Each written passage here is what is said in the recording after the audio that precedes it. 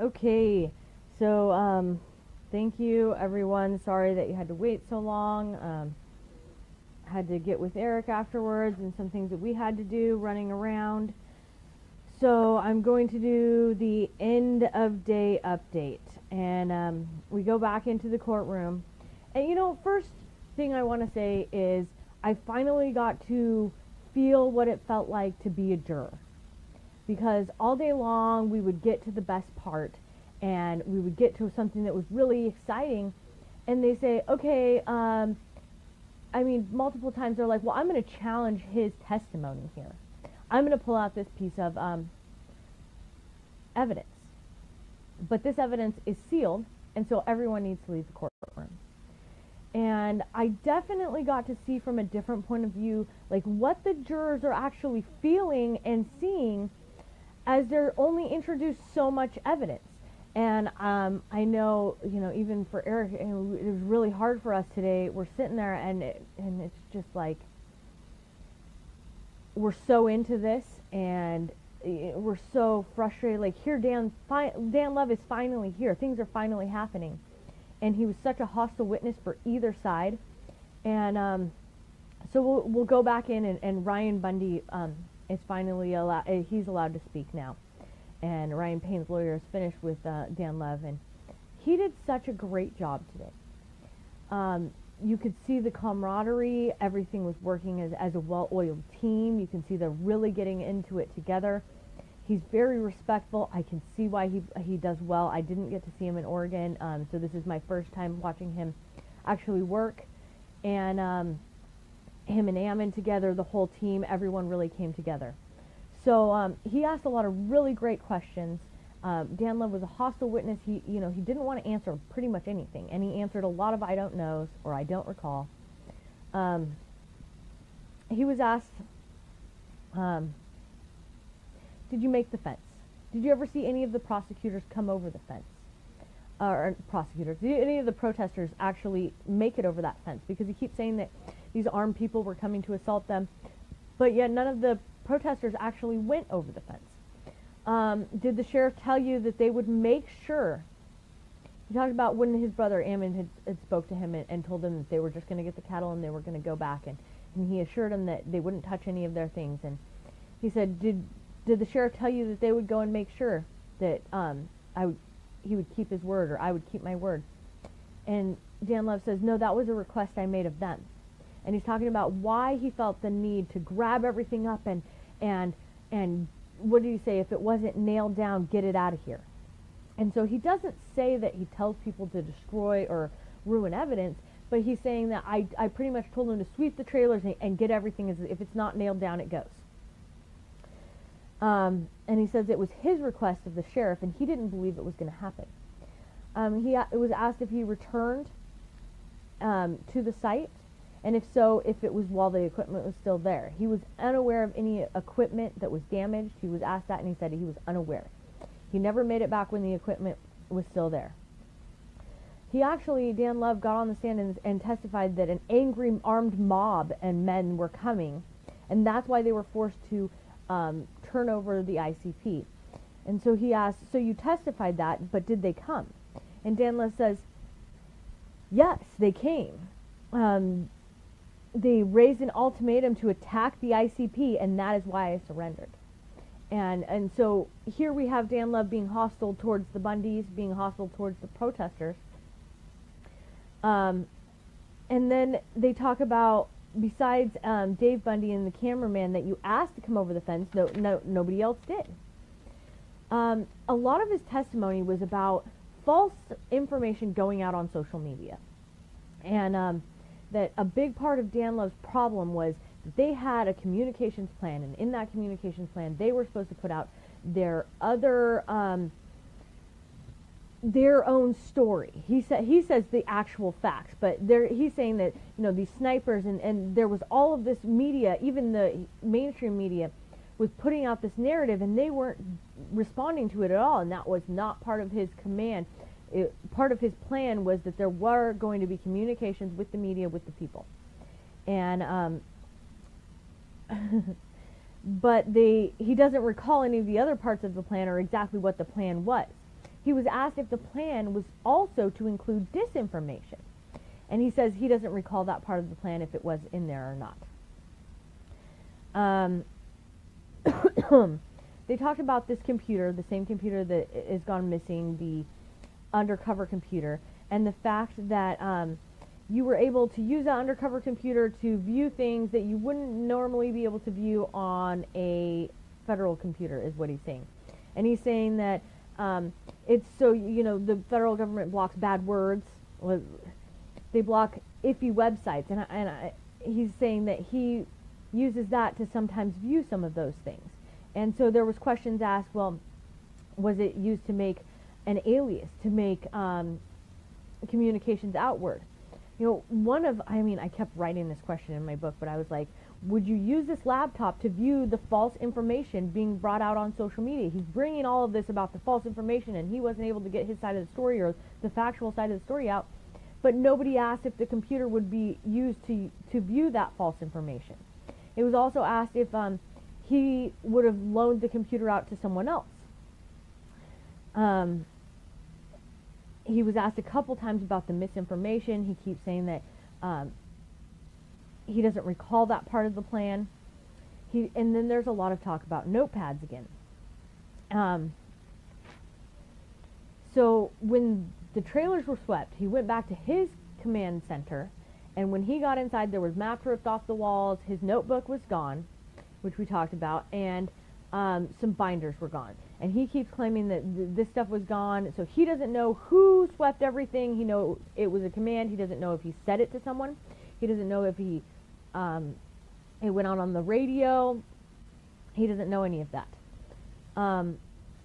It was also brought up about Dave Bundy and when he was arrested originally, and the iPad and where his iPad went to, and the fact that he asked Dan Love if he had arrested Dave Bundy, but then taken all of the things, and that he had called Dave Bundy to return his property, but the iPad wasn't there, about search warrants for the iPad. The government keeps objecting all along, saying this is not part of the scope, and she's allowing a lot of it. They can talk through it. And then he was asked on the 6th if the DOJ gave a memo that there were not to arrest, and he says no, they said they wanted consultation before any arrests were made. But really, the arresting officer has that authority, and something about they didn't have to check with him before they arrested anyone, and so he wouldn't actually know, and that these are trained individuals, so he trusts them, and he doesn't know about the iPad. And he didn't view the contact on the iPad. Then we get to Whipple. He says, on October 2nd, did you meet with Mr. Fourier, arrive to your personal residence, and relieve you of your duties? And that was objected to because it was going to information that was not public, so then he changed it. Did you ever have a meeting with Mr. Fourier where he relieved you of your duties? And then did you provide him at any time, that time, with any documents or a laptop? And he says yes, and he says, would information on Gold Butte be on that laptop? And he says yes. A luminous info on Gold Butte would have been on that. And then we go back to the 2009 MacBook, and then he turned one in, and he doesn't know if he turned one, he most likely turned the one in before he was gotten the other one. He doesn't know what happened to it. He said it should be in the logs, don't really ask me. And he said, when did you see it? When was the last time you saw it? And he couldn't recall, but did you see it after 2014 in Gold Butte? And he says yes. Okay, and he says, you testified you were rushed by a number of items were never seen again. The notebook, maps.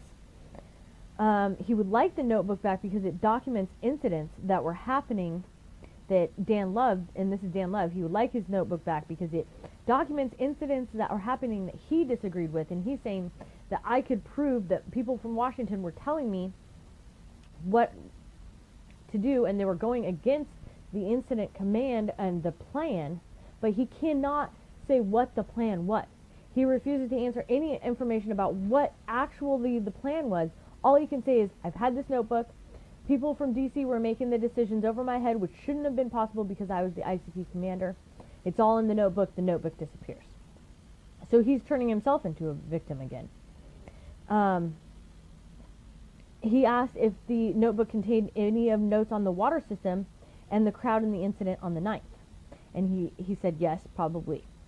He didn't know exactly, but that would be something that would have been there. And that he stated that it was missing on a number of occasions with his staff, and he voiced his opinion about his dissatisfaction with the amount of communications that were going out with the public and the media. Then he says it was missing, hasn't seen it. When his role changed on April 12th from the ICP commander to a victim, and he says, the FBI described that for me. So pretty much on April 12th, after they left, they went somewhere and they decided, the FBI told him that he was now a victim. And immediately then is when his duties changed. That he was told by people that anyone involved in the operation was a victim and that they were not going to be part of the investigation because they didn't want any of those people to change part of that investigation because they're all victims, and they needed a third party to come in and not interfere with it. They went back about a year later. He also talks about the fact that when he made the decision to surrender, he was on the phone with Daniel Bogdan, the acting U.S. attorney, and also Sal Laurel possibly. And then he was asked, do you decide to give the order, or were you told to give the order to surrender? And he said, I gave the order after my conversation with Bogdan. So he's pretty much refusing to answer any question, but here he's throwing some unnamed people in D.C. and the FBI under the tires in one moment, and then he's against the Bundys the next. He was a hostile witness on either side. He talked about the operation plan and the binders. All of these questions were coming up time and time again. The notebook, the binders, what was in the plan. He refuses to say what was in the plan. He had given his word to Gillespie that he would message the media, because he starts talking about Red Rock and the fact that he had given his word to Gillespie that he would get the message out, he would be communicating, because everyone was already upset about Red Rock. And then he's asked to explain, well, Red Rock was a shooting, an officer-involved shooting that involved the BLM, and that things weren't going out. And that's what he says, if media and this right information would have gone out, the Bundy Ranch wouldn't have ended like it ended. And that's truly what he seems to believe. And so he was very upset that D.C. kept telling him that he could not do that and kept deviating from the communication plan, but he cannot tell us what the communication plan was. And he said, he did say Neil Coraz told him, that was one of the names from D.C. that came out, and that the binders were also missing. And then they start talking about the communication trailer and the loss of the recording system. Here we do a play on words. Every time somebody asks something, communication failure, a communication in a recording system turns into communication in a communication system. And he's like, well, if you're out in the middle of nowhere, you're going to have these problems. It's happened before at Burning Man. Then, when he's about to be done, the judge decides to ask him questions about the notebook herself. How he got the notebook, what type of notebook it was, what size it was, if it was bound on the side, if it was a 3-hole punch. He says he doesn't know if it was the 3-4-hole punch. It was bound on the side. It was legal standard. He's guessing. He's like making educated guess at this time. He prints and writes cursive at the same time in the same word, he says. And at the cover you could identify him as the owner, and many of the other officers would have the same notebooks, because they were all kind of given these notebooks to take notes, because taking notes would be something that you would want to do. He was asked again if he discussed what was in the notebook with some of his staff, and he said yes, he voiced his issues with the level, within all levels of the BLM. Then we go to Dan Hill. And I was confused a lot by Dan Hill. He kind of went through a bunch of different things. He was objected to very many times. he said, well, I'm laying foundation for this. I talked about the order removing items, the morning of the 12th, and when they were giving this command. If this command was given the night of the 11th, they really hammered this in. The night of the 11th, the morning of the 12th, or after he spoke with Ammon Bundy on the 12th, right before they surrendered. And he's saying he did it after the 12th, after they surrendered. Every time somebody comes up and is like, well, I'm going to bring this piece of evidence, we all get to leave, and so we don't know what happened in the courtroom. Hopefully some of these lawyers or some of the guys will call their wives and let them know. I know I got a lot of information from Eric about that kind of stuff, of what happened in sidebar or what happened here, there, another place. And it is really frustrating to be on that side where you get up to a certain point and then you're asked to go outside, and when you come back, they're just moving on to something else. He was asked if in the trailers, was that where the documents would be, or would there be other places the documents would be, if he actually used any of the printers himself, if the documents would be made there, brought there, or created there, printed, and never saved on the server, because Dan Love says, well, everything's saved on the servers. And he says he doesn't know if the printers are Bluetooth or not. All the documents could be any one of those things. Policies that would disallow a person to create and print a document without saving it to a server, he doesn't know. Do you believe it would be reporting, that accurately reporting would need notes? He says there's a logs on site. It's kind of like a store. They could go there and get their notebooks. He asked if any interaction with any of the Bundys or any of the men in the room would warrant one of his agents writing stuff down, and if he would want to know about it. And he said, well, yes, of course, and especially if the agents had substantial interaction with any of these men. And he said it would generally be reported, but he couldn't tell anything about the reports, and there's no notes on it. And so then he's asked, at some point you suspected there would be prosecution to follow this. And he believed when he surrendered the ICP that he believed there would be prosecution. Then he goes back and he talks about when Ammon Bundy was arrested and when Dave Bundy was arrested, and he believed there would be prosecution then. But he said after we do the arrest, that's all on the prosecution office, and so it's out of our hands at that moment.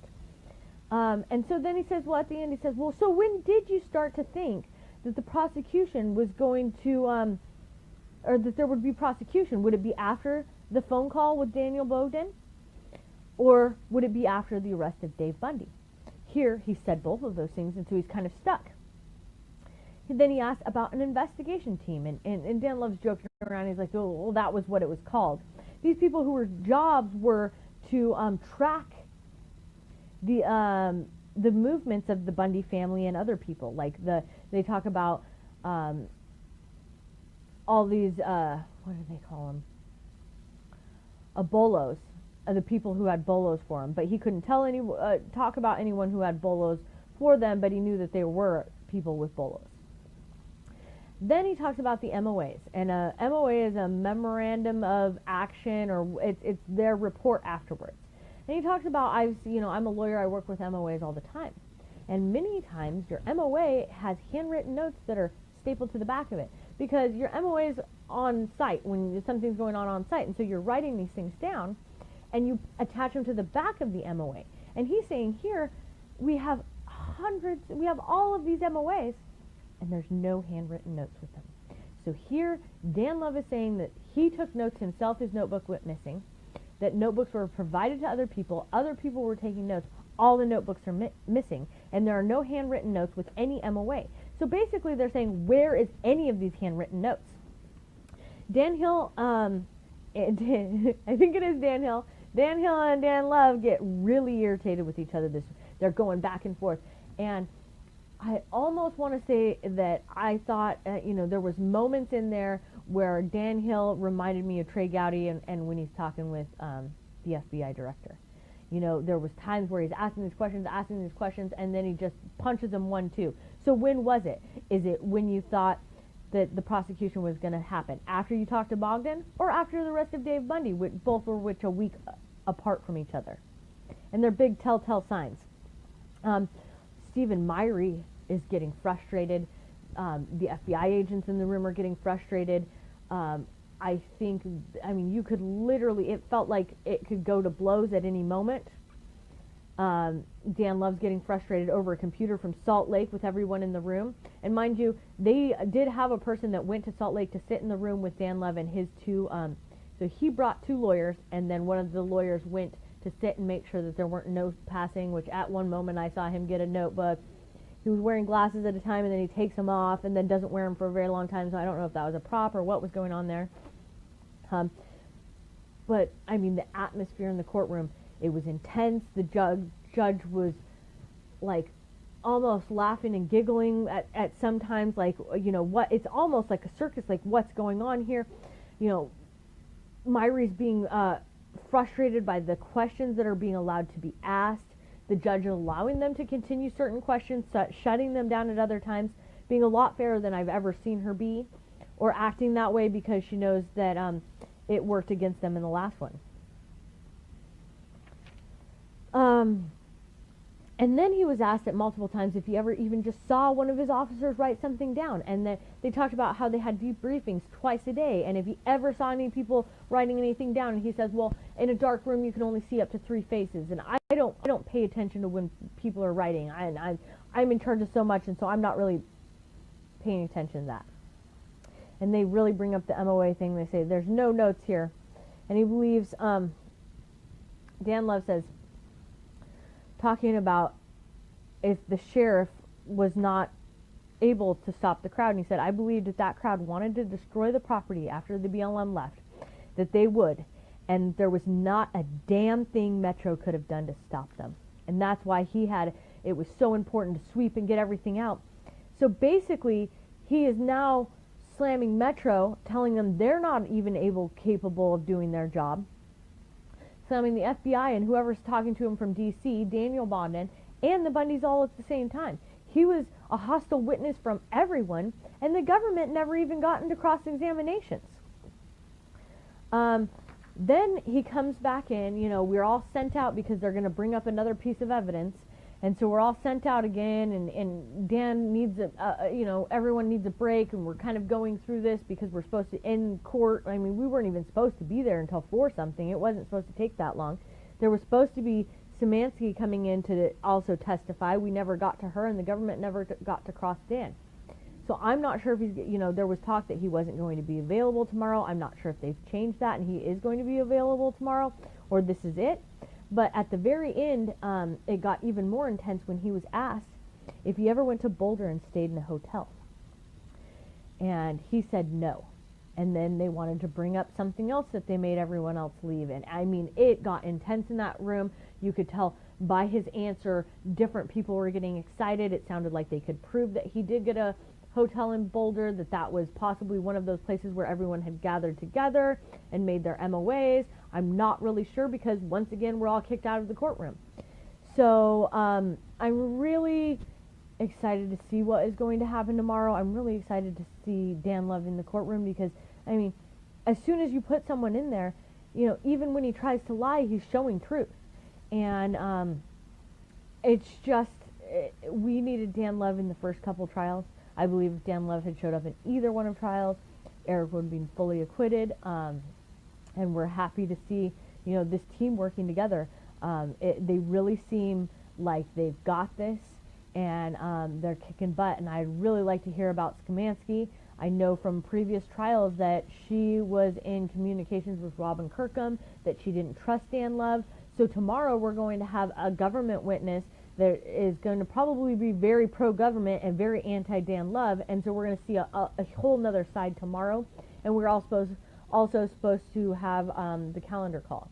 I'm sorry, I tried to do this at the courthouse, and then I tried to do it at the parking lot here, but I was being blocked out of even putting my information into another device. So they really didn't want this out, but it looked like it helped waiting a little while. So I hope I'll see what's going on tomorrow. Okay, so thank you everyone. Sorry that you had to wait so long. Had to get with Eric afterwards and some things that we had to do running around. So I'm going to do the end of day update, and we go back into the courtroom. And first thing I want to say is I finally got to feel what it felt like to be a juror.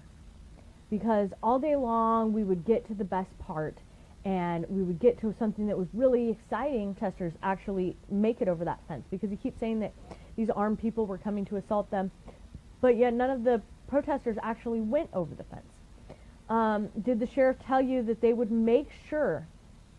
He talked about when his brother Ammon had spoke to him and told him that they were just going to get the cattle and they were going to go back, and he assured him that they wouldn't touch any of their things. And he said, did the sheriff tell you that they would go and make sure that he would keep his word, or I would keep my word? And Dan Love says, no, that was a request I made of them. And he's talking about why he felt that. And they say, okay, I mean, multiple times they're like, well, I'm going to challenge his testimony here. I'm going to pull out this piece of evidence. But this evidence is sealed, and so everyone needs to leave the courtroom. And I definitely got to see from a different point of view, like what the jurors are actually feeling and seeing, as they're only introduced so much evidence. And I know, even for Eric, it was really hard for us today. We're sitting there, and it's just like, we're so into this, and we're so frustrated. Like, here, Dan Love is finally here. Things are finally happening. And he was such a hostile witness for either side. And so we'll go back in, and Ryan Bundy is finally he's allowed to speak now. And Ryan Payne's lawyer is finished with Dan Love, and he did such a great job today. You could see the camaraderie. Everything was working as a well-oiled team. You can see they're really getting into it together. He's very respectful. I can see why he does well. I didn't get to see him in Oregon, so this is my first time watching him actually work. And him and Ammon together, the whole team, everyone really came together. So he asked a lot of really great questions. Dan Love was a hostile witness. He didn't want to answer pretty much anything, and he answered a lot of I don't knows, or I don't recall. He was asked, did you make the fence? Did you ever see any of the prosecutors come over the fence? Or prosecutors? Did any of the